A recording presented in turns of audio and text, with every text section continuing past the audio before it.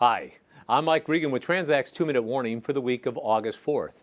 In this 2-minute warning, we want to talk about what's going on at our nation's ports, the Highway Trust Fund, and Administrator Ann Ferro's resignation from the FMCSA.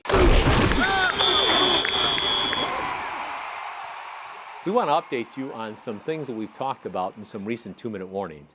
Specifically, a couple of weeks ago, we mentioned that the Highway Trust Fund would run out of money in late August or early September unless there was legislation passed to address this issue. And that's why we're pleased to report that the Congress and Senate have finally come together and sent legislation to President Obama, which will provide monies into the Highway Trust Fund through next May. Now, make no mistake about it. This is a short-term solution to a long-term issue.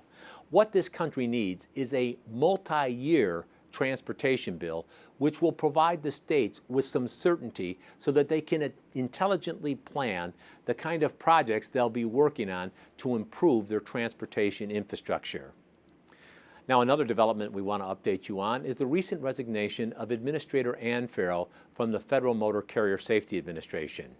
On May 9th, we featured an interview with Administrator Ferro in which she talked about the many issues that the agency has been dealing with over the past couple of years.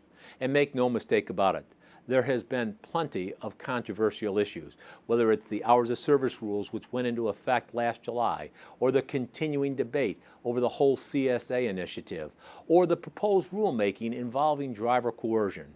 Now, whether you agree with Administrator Ferro or the agency, what we think is really important is to recognize that Administrator Ferro has been courageous, and she has our respect for standing up and addressing these issues head-on.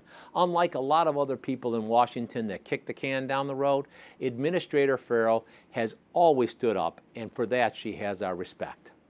Now, the final thing we want to talk about is what's going on at the West Coast ports.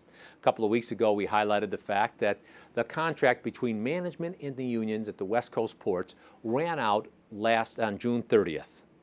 Now, while there's been no stoppage at the ports and we were optimistic that both sides would come together, some shippers are starting to get nervous because here we are in August and there's still no contract.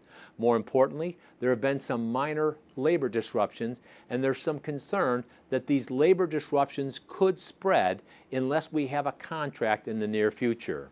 Now, we will continue to keep you updated on what's going on at the West Coast ports because we understand just how important it is for a lot of people that watch these 2-minute warnings.